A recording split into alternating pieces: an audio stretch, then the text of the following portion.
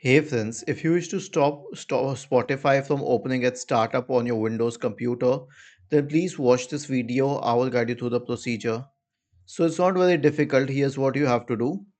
S- uh, Search for Task Manager in the Windows search bar and open Task Manager. Now go to the Startup tab, which is the fourth one from the left hand side.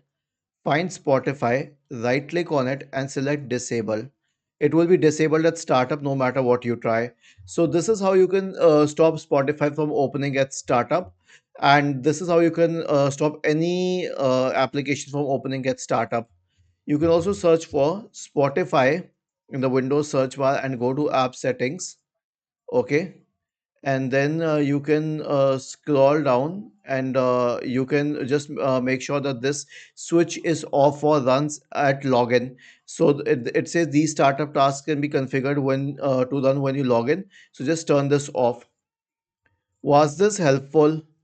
If yes, then please subscribe to the channel. If not, then let us know in the comment section of the video on how we could help you further. Thank you for watching this video and have a nice day.